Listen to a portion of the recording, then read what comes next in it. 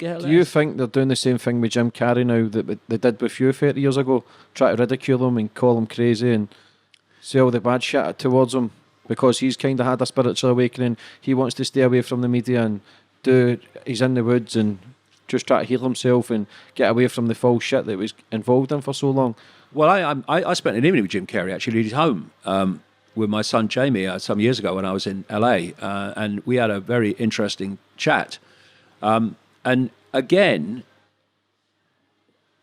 Jim Carrey's had an experience similar to me, where basically the bubble popped and the veil lifted.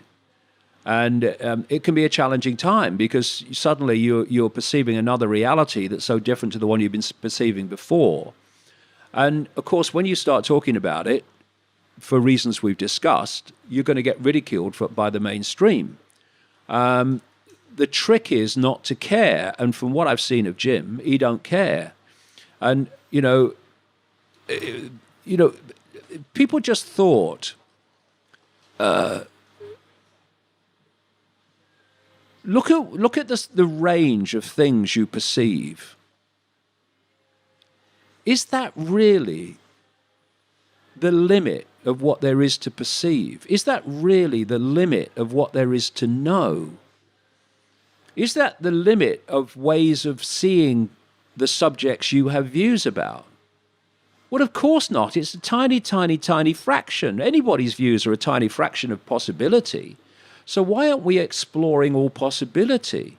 Not that you come across information and just because you come across it, oh, that's true, then I'll believe that now. No, you question it, you process it, you come to conclusions about it. But it's very simple, and history shows us this. Systematically reducing the amount of information, views, and diversity of information and views available to people never ends up well. It never turns out good. It always turns out bad for humanity. Because you look at any tyranny, fascist tyranny, communist tyranny, whatever it is, whenever they get power, they want to destroy all alternative information and view that challenges what they want people to believe. Every time. So whenever you're in a situation where the free flow of information and view and opinion is being censored, you are in a tyranny.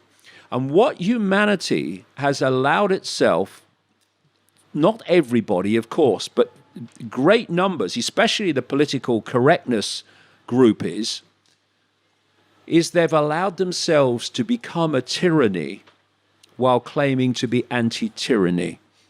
I see anti-fascist protests full of people acting fascistically because they're so far up their own arse and so full of their own self-purity, they don't realize that what they're doing is actually projecting their own behavior in what they're opposing. Anyone who gives someone a hard time for having a different view, however much they may not agree with it, is a psychological fascist, in my view, because they are seeking to impose their will on someone else. And it's quite simple. You let all information be circulated, and then people make their own minds up what they want to believe and what they don't believe. And this is a key. What we're seeing now, not least through algorithms, and through self-censorship by being intimidated into being terrified of speaking your truth, we're seeing information censored before the point of delivery, before anyone can hear it. This is fundamental because I believe that all information and all views should be allowed to be expressed. Because if anyone is censored from expressing those beliefs, then no one has freedom of speech. Freedom of speech is freedom of speech, the freedom to speak. It's not freedom to speak what is acceptable, it's the freedom to speak. And once anyone is censored, freedom of speech is dead, because what's left is only what is acceptable to speak, and that's not freedom of speech. And then what they've done and what they're doing all the time is squeezing that acceptability, so freedom of speech gets narrower and narrower until it disappears altogether. And so what we have is a situation where if people are allowed to say and communicate whatever they want, that is a situation where no authority in any form has the power to decide what people see and hear.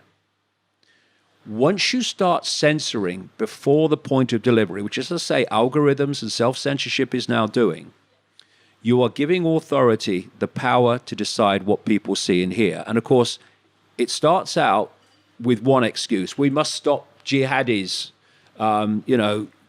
justifying or promoting violence. Okay. Oh, fake news. Fake news. What's fake news? Whatever we say it is.